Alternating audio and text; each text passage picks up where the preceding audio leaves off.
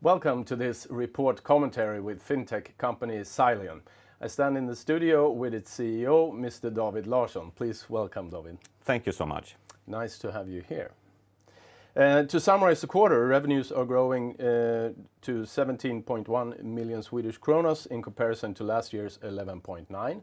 EBITDA continues to be negative, but slightly less so, with 4.8 million Swedish kronos.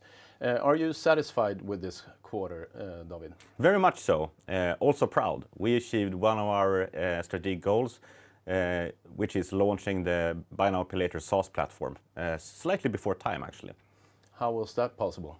It is possible through a great team effort and hard dedication, also throughout the holidays. All right. You also received another investment from Visa of $1 million US. What will Visa get in return from this investment? They can, by this investment, offer an even more extensive Buy Now Pay Later functionality for their customers, which happens to be banks and lenders. Okay. Will they continue to support your solution now that the platform is launched? Now the investment that was announced in Q4 is for what we call the solutions on top of the platform, which in practice is additional services and functionality. So the answer is yes. Yes. Could you please walk us through the finished products? What can it actually do today? The product consists of a platform which can be described as a core banking system specialized for Buy Now Pay Later. Buy Now Pay Later gets really complex quite fast, and our platform can manage that, as well as manage all type of transactions in multiple countries, in multiple currencies, and scale up and handle load in a very, very effective way. That is what got launched now in January, mid-January. On top of that, we're now also building together and with investment from Visa, additional solutions that would add functionality such as credit check, fraud control, etc. And in essence, it's Buy Now Pay Later functionality for lenders in a box. Okay.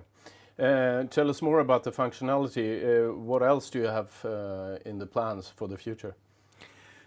Now, what I described is what we have the roadmap. The goal is to really offer Buy Now Pay Later in a box, and there might be even more functionalities or more geo expansion in terms of functionality such as credit check.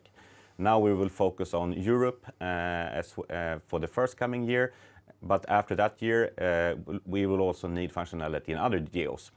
Okay. OKQ8 is going live with your BNLP functionality in Q1. You write in the report that it is reasonable to assume that this is your biggest customer thus far.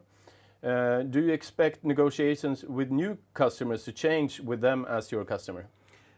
Yeah, that's quite obvious. Adding another big client such as OKQ8 add, of course, credibility to and a proof point of the quality of our Buy Now Pay Later functionality for lenders. So, yes. You also made an agreement with Hungarian company Paysum. Is this the kind of international customers that we can expect in the future?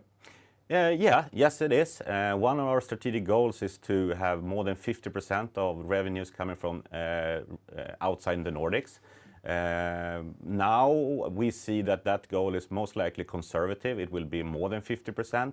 So the dialogues we have today, I would say about 70% of the potential customers are outside the Nordics.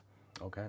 And finally, what can investors look out for in 2023? I'm sure the investors are interested in seeing new customers signed, which will happen from Q2 and onwards. I'm also sure that investors are interested to see revenue streams coming from Buy Now Pay Later SaaS, which is expected to come in the second half of 2023.